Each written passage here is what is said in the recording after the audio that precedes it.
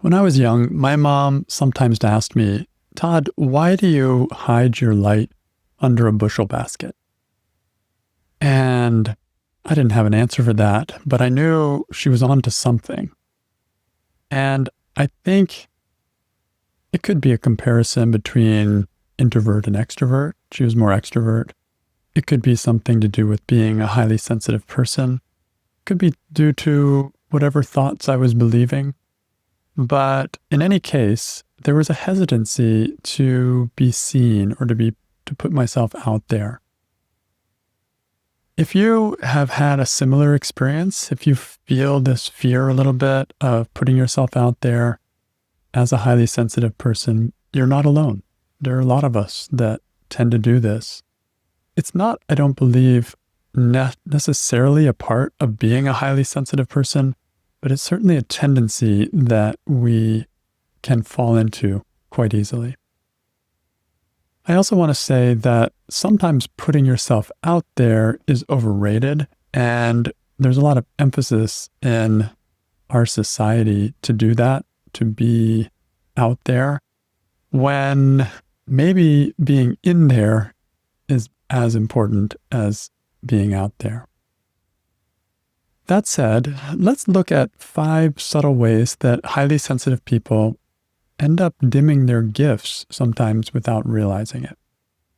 So these, again, are not part of the trait of being highly sensitive, but due to beliefs that we have or fears that we have, stresses that overlay our sensitivity and can end up keeping us from sharing what we do have to offer. So one of these ways that we tend to dim our gifts is by toning down our insights to avoid being too much. As HSPs, we often pick up on nuance, we pick up on emotion and subtle patterns, but instead of sharing these insights, we often hesitate to do so for fear of being seen as overthinking or trying to be too deep or intense. And so we end up saying less than we really know. A version of that when I was young was in school. I always tried to do well in my tests for my teachers, but I always kind of hid my grades around my classmates. It's like, I don't want to be too smart, don't want to be too deep, don't want to be too anything. So as HSPs, we sometimes have, maybe not sometimes, I'd say pretty consistently, we have learned to see our sensitivity as some kind of a flaw.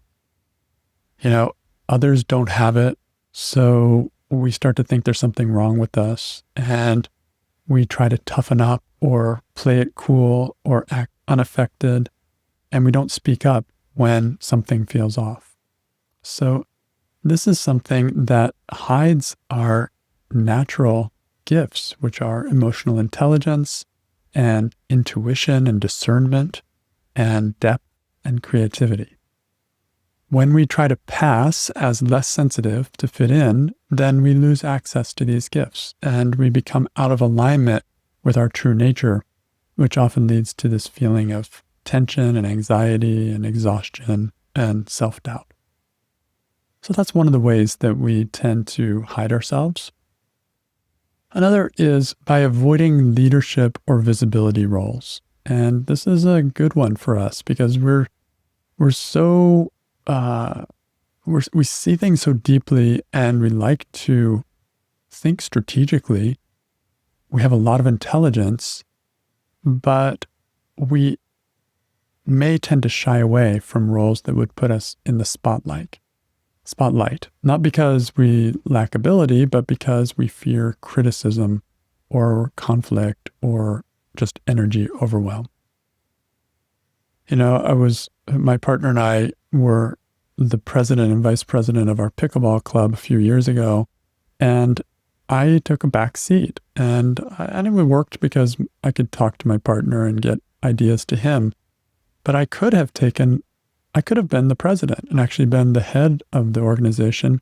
I would have been capable of that, but I pulled back a little bit, don't want to be criticized. I need to do a really good job. I need to make sure that everybody's happy. These kinds of fears can avoid us taking leadership when actually we would probably do a really good job. Another thing which I just touched on, which is also important, is we tend to avoid conflict, and we can get overwhelmed by conflict, and that's natural. That is part of our sensitivity. But sometimes our desire to keep the peace may make us bite our tongues and withdraw, and we may fear being misunderstood, or we may fear that others will have some kind of issue. And so we avoid letting our real voices be heard. We don't say the hard truth sometimes. And therefore our insights can be lost. They can be locked inside, and we never get a chance to say what would actually make a big difference for people in the world around us. So again, it's fear that holds us back. Another place where we sometimes hold ourselves back is when we think that others may not get it. And we naturally, as highly sensitive people, will notice things that others miss, a lot of subtle patterns or emotional undercurrents, or even just intuitive hunches. But because these perceptions are hard to explain, or sometimes get dismissed by other people as being overthinking, then we may have learned or trained ourselves to stay quiet. And so we end up censoring our insights. We downplay our gut feelings sometimes, and we wait to be asked, and we often aren't asked. And so really helpful insights and directions get missed because we are afraid to speak up or to share the insight that we're actually having. And then the fifth way is by overcompensating with perfectionism or people-pleasing. We hide ourselves because we think we're not quite there yet. It's not quite, our idea hasn't been fully fleshed out and confirmed. And this is a kind of a form of perfectionism. And it shows that there's a little bit of fear there of some possible criticism, because if I haven't fully worked it out and fully tested it ahead of time, there's a chance that I might be wrong in some space, or I might not be fully thought through in some way. And so we end up holding back what would be actually a really good seed idea that others could build on and that could become something helpful in a group, for example. So instead, you can end up being agreeable or just polished and put together instead of sharing your natural creativity and vulnerability. And we end up hiding the raw insights that could be sparks to create an amazing flame. So let's look for a second at what are some of the fears and beliefs that keep us from showing up fully. So in terms of toning down our insights from being afraid of being too much, it can be thoughts like, if I say what I really think, I'll overwhelm people. Or no one wants to hear this much depth, and so I'll just stay superficial. Or they'll think I'm overanalyzing or trying to be superior. That's a good one. Or my truth will make others uncomfortable, and then they'll pull away. Or it's safer to stay vague, agreeable, and quiet. These are thoughts that you can question, because they are what stop you from sharing your gifts. Similarly, with visibility or leadership, thoughts can be something like, I'm not strong enough or thick-skinned enough to handle criticism.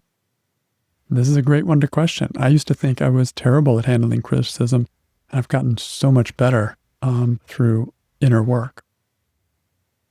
Being seen means being judged.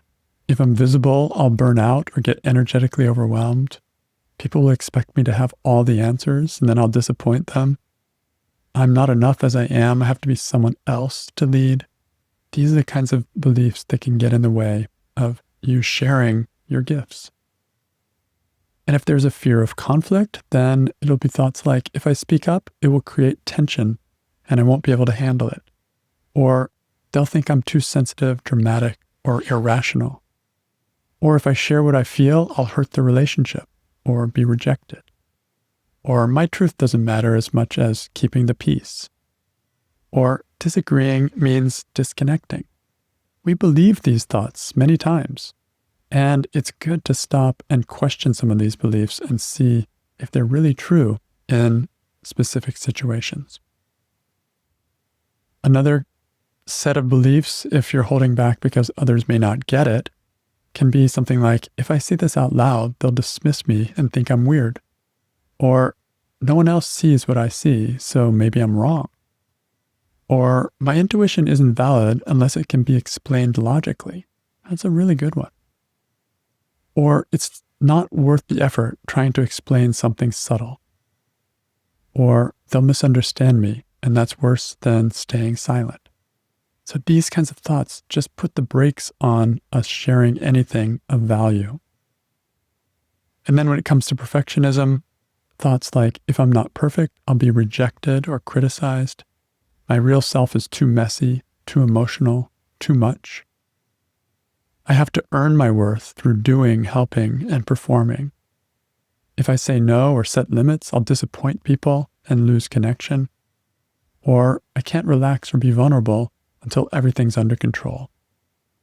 So all of these thoughts, a few of them may resonate with you and some of them may come up in specific situations. All of these thoughts can be questioned. Just because you fear something doesn't mean that it's actually true.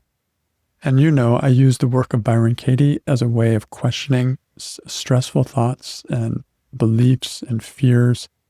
And it's a powerful way of identifying what's bothering you, what you're believing, going through some simple questions, and then exploring opposites in a way that is completely respectful of that inner part of me that's stuck and confused.